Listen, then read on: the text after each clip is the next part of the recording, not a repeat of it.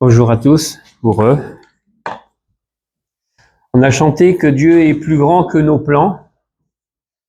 On a chanté que ces mots sont vrais pour toujours.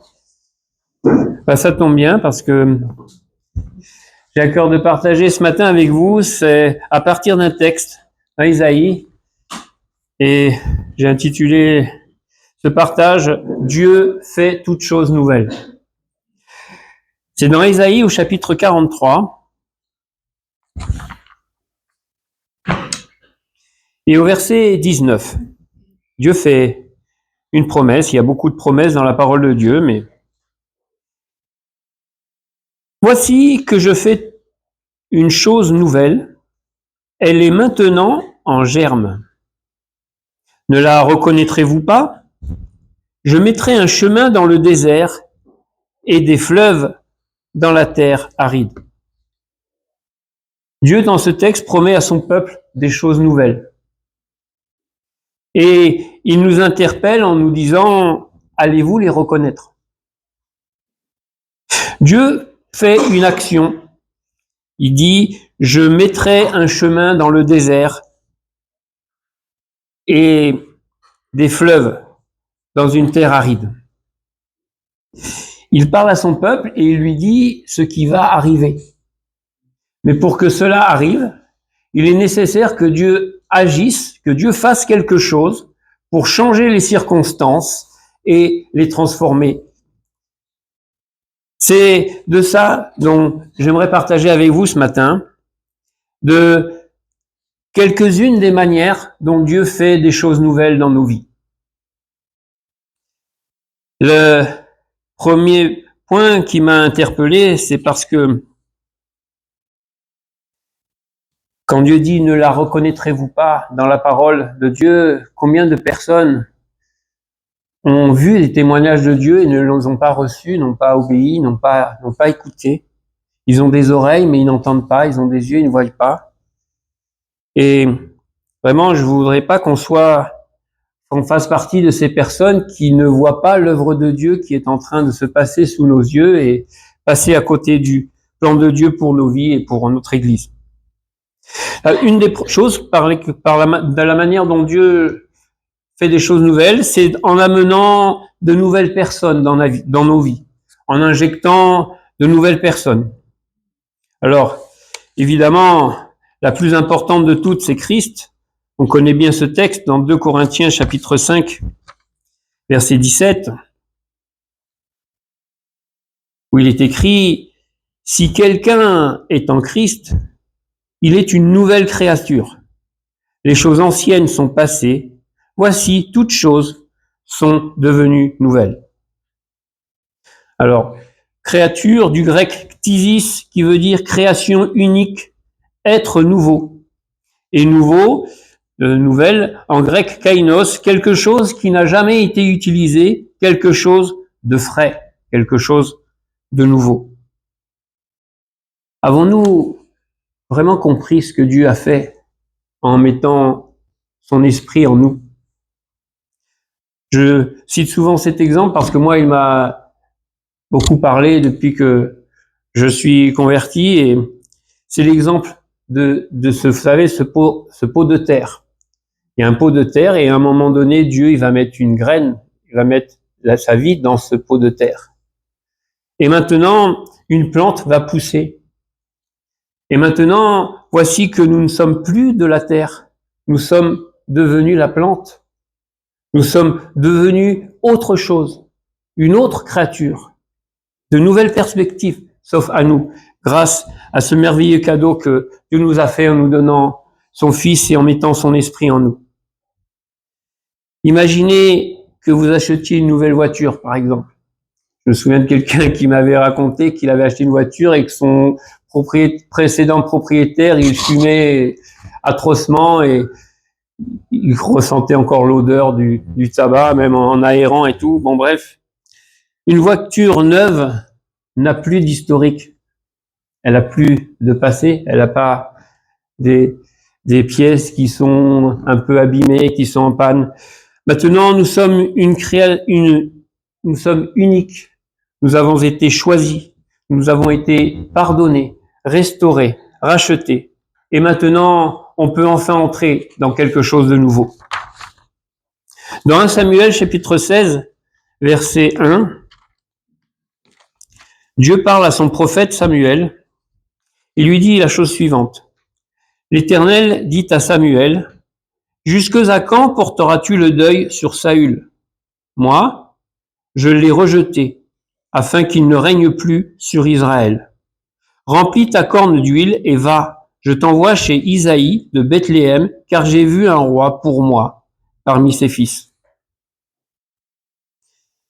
Samuel avait sûrement de bonnes raisons d'être déçu par sa famille, par le roi Saül. Et le Seigneur vient le réconforter, lui dit, arrête, détourne-toi du passé, va vers des choses nouvelles que je te montre. Il y a des choses, il y a des personnes que nous allons devoir laisser derrière nous. Dans 1 Corinthiens, chapitre 15, verset 33, un texte qu'on connaît bien aussi, qui nous dit, ne vous y trompez pas. Bon, je le trouve pas. Ne vous y trompez pas. Les mauvaises compagnies corrompent les saines habitudes, corrompent les bonnes mœurs. Ne vous y trompez pas. Important cette parole. Faut pas se mentir à soi-même. Si je mets de la viande dans un bouillon de poule pendant des heures, la viande, elle va sentir le bouillon de poule. C'est bête ce que je dis, mais c'est aussi simple que ça. Si je lis, si les choses dont je nourris mon esprit, les compagnies, les personnes dont je m'environne, influencent ma vie. Et sur ce point, il faut pas se mentir à soi-même.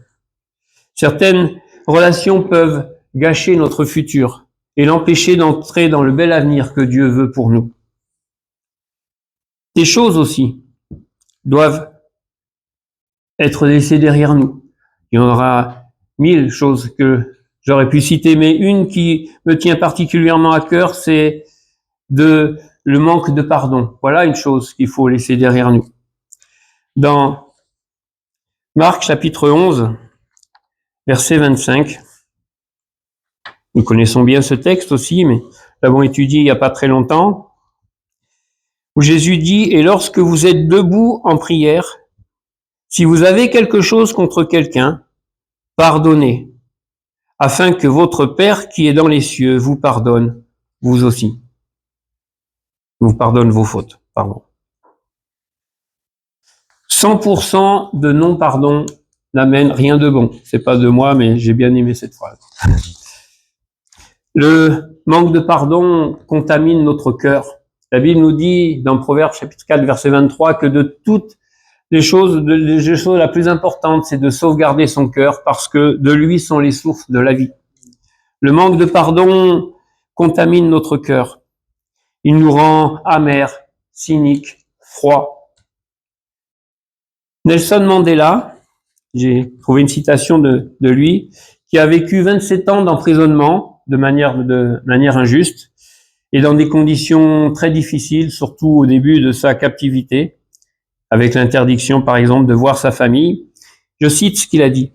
« Lorsque je suis sorti de prison, j'ai compris que si je ne laissais pas derrière moi ma haine et ma rancœur, je resterais un prisonnier, même en liberté. » Vraiment, choisissons de pardonner.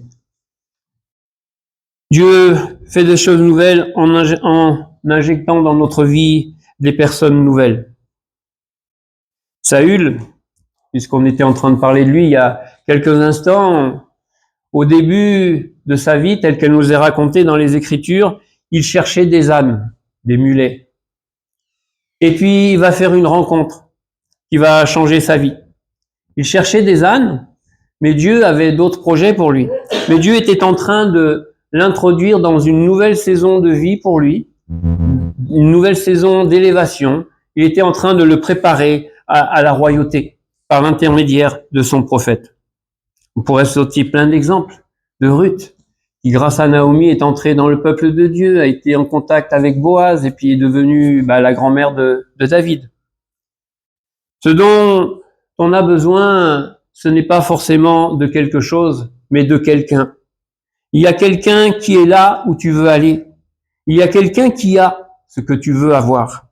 Laisse Dieu introduire ces nouvelles personnes dans ta vie, ces nouvelles associations dans ta vie. Peut-être, comme c'est le cas de David, peut-être que c'est quelqu'un auquel tu n'as même pas pensé et auquel tu ne penserais même pas si tu devais réfléchir. Alors, laisse Dieu faire cette chose nouvelle dans ta vie. Être à l'écoute du Saint-Esprit, pas seulement pour nous-mêmes, mais aussi pour les autres. Dans Éphésiens chapitre 4, que nous avons lu la semaine dernière, je vais juste lire un verset, le verset 16.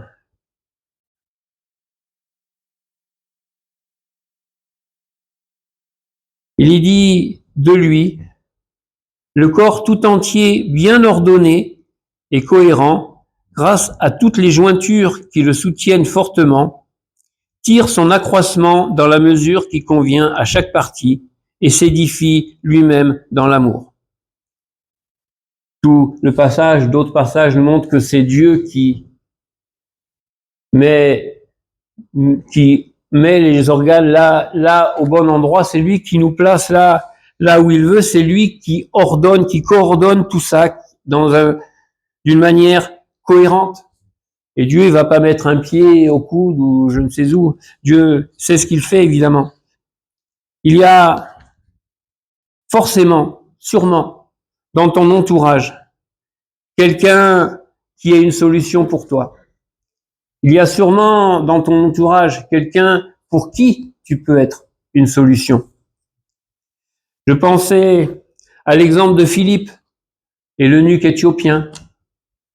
Dieu l'a transporté vers cet eunuque qui, du coup, est reparti dans son pays, converti, etc. Et de diacre, il est passé évangéliste. De nouvelles opportunités se sont ouvertes dans sa vie.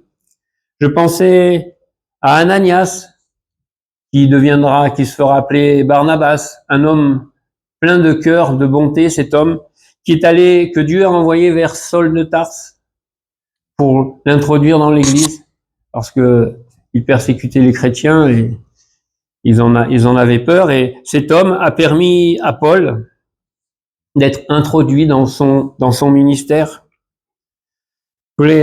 Voilà une première façon dont Dieu peut faire des choses nouvelles dans notre vie en laissant derrière nous certaines choses qu'on doit abandonner et en introduisant de nouvelles personnes dans nos vies. Une autre façon, celle-ci un petit peu plus difficile à développer pour moi, mais c'est en amenant dans ton cœur de nouveaux désirs, de nouveaux cadeaux, de nouvelles grâces. Ce dont je vais parler, ça ne se situe pas au niveau de l'âme, mais au niveau de l'esprit. Un sentiment, par exemple, d'insatisfaction, sentiment qu'il nous manque quelque chose. Je parle pas de sentiment d'insatisfaction, je vais quitter mon boulot parce que j'en ai assez, ou je vais quitter l'église parce que les frères ils m'ont dit des trucs qui m'ont pas plu, ou je parle pas de cette insatisfaction qui est remplie de colère, qui vient de là, mais qui vient pas de Dieu. Non, quelque chose qui est accompagné d'une paix profonde, d'une paix intérieure, mais qui te laisse avec cette espèce de sentiment que tu veux plus de Dieu, tu aspires à quelque chose de plus, que tu as l'impression d'avoir fait le tour de ce que tu as vécu et que tu as soit une nouvelle soif de Dieu. Dans le deuxième livre des Rois, au chapitre 7, bon, il y a plein, il nous raconte l'histoire de 4 lépreux. On va pas lire l'histoire, mais on va lire juste un verset. Il y avait à l'entrée de la porte 4 lépreux qui se dirent l'un à l'autre, « Quoi, resterons-nous ici jusqu'à ce que nous mourions ?» Bon, ils étaient dans une situation désespérée et aller en arrière, c'était la mort. Rester là, c'était la mort. Ils n'ont pas eu trop le choix que de tenter leur chance en allant de l'avant. Et après, la suite du récit nous montre comment Dieu est intervenu et finalement, ils ont été bénis. Mais je voulais parler de ce sentiment, plus qu'un sentiment, mais une envie spéciale qui vient dans notre cœur, une sorte d'appel. Dans de nombreux textes, par exemple je vais pas le lire, je vais juste le lire parce que je veux juste lire la partie qui m'intéresse. C'est Dieu qui parle. Il dit: alors je répandrai sur la maison de David et sur la maison et sur les habitants de Jérusalem un esprit de grâce et de supplication, et ils tourneront les regards vers moi. Là encore, c'est Dieu qui injecte un esprit de grâce, un esprit de supplication qui provoque que que son peuple se tourne vers lui. Je dirais un dernier texte, Psaume, chapitre 40, verset 4, juste la partie qui m'intéresse aussi.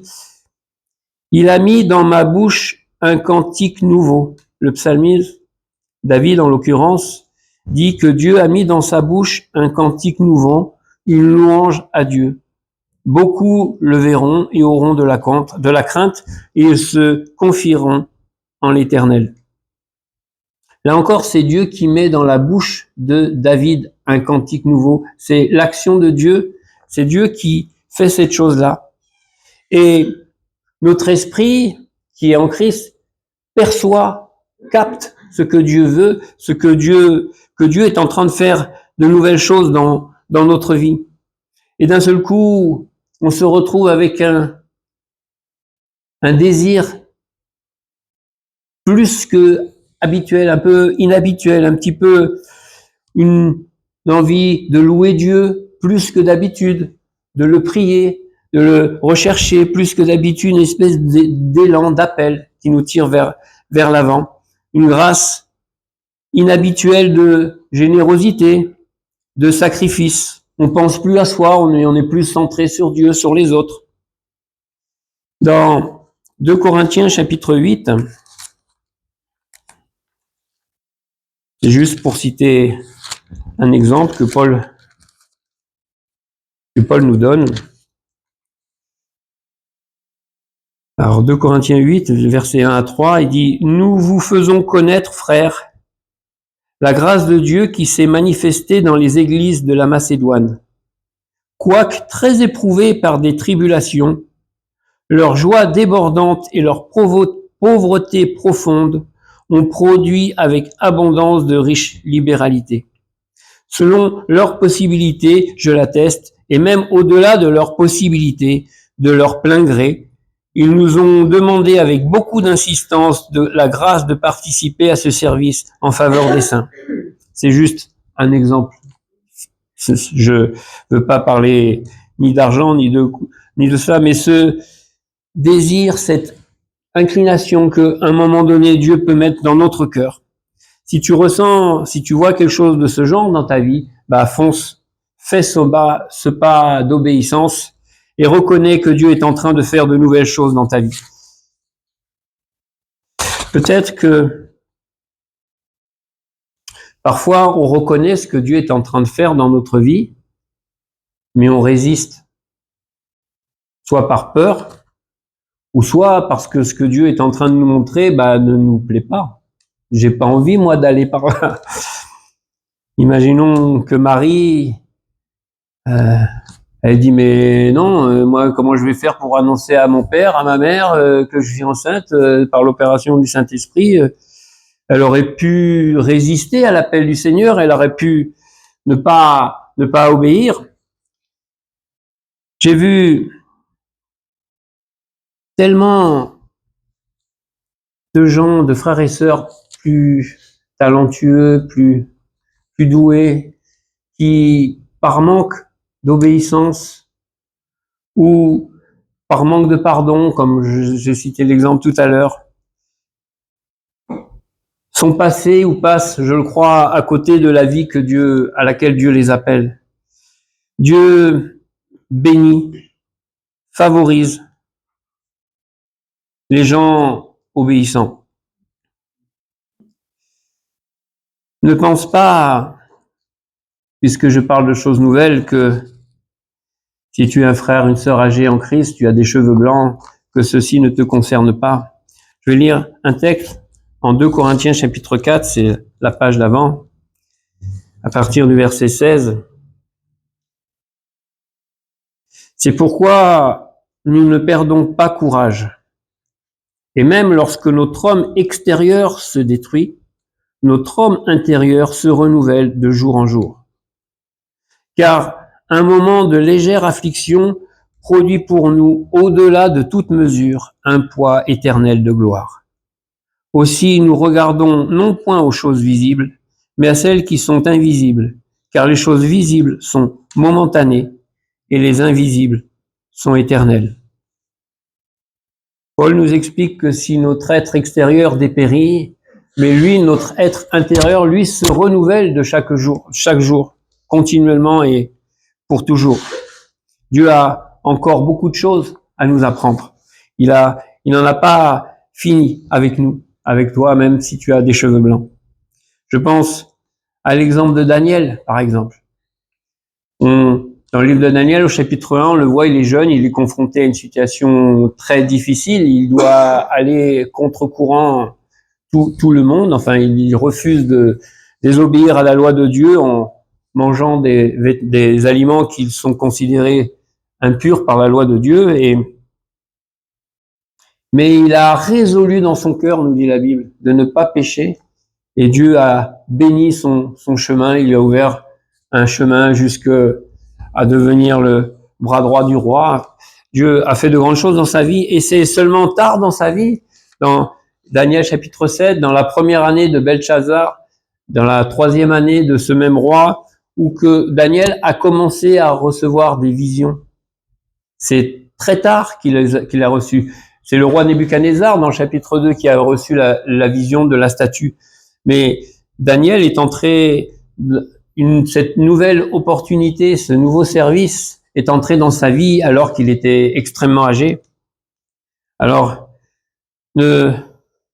continuons de nous attendre au Seigneur, quel que soit notre âge. Laissons le Seigneur agir dans nos vies, mettre les relations dont nous avons besoin, d'être à l'écoute de son esprit, de son Saint-Esprit, et d'obéir. Il y a un 3e et dernier point, je vais m'arrêter avec ça, qui peut montrer que Dieu est en train de faire de grandes choses dans ta vie, de nouvelles choses dans ta vie.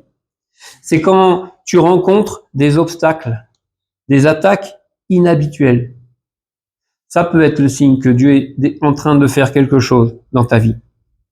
Dans le 2e livre de Samuel, au chapitre 5,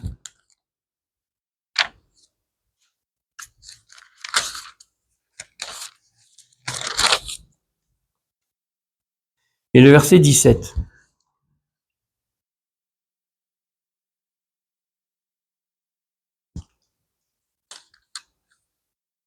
Non, il n'y a pas de 17. Ah, c'est dans 2 Samuel, pardon. Excusez-moi. Les Philistins apprirent qu'on avait oint David pour roi sur Israël. Et ils montèrent tous à sa recherche.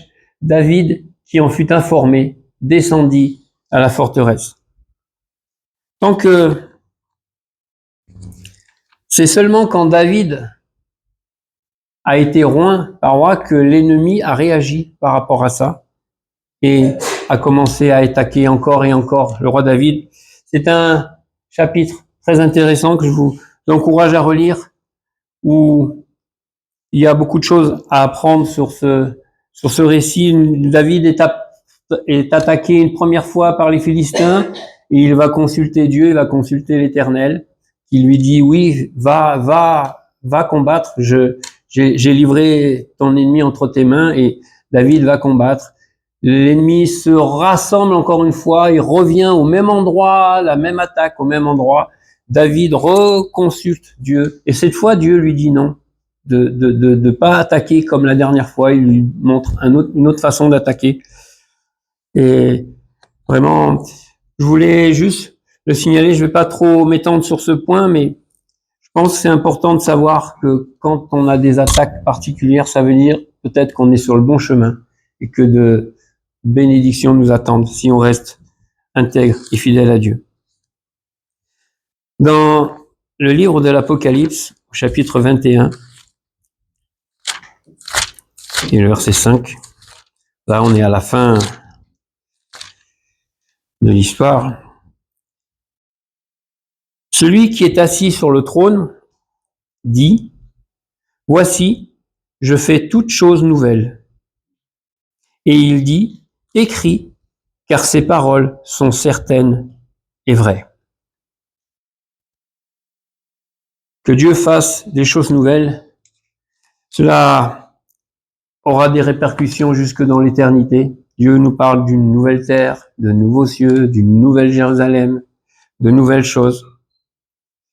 C'est pas seulement dans cette période de temps, mais c'est pour toute l'éternité. Alors, commençons dès maintenant à être à l'écoute du Saint-Esprit et à accepter, reconnaître et prendre ces nouvelles choses ces merveilleuses choses que le Seigneur nous donne. Merci de votre attention.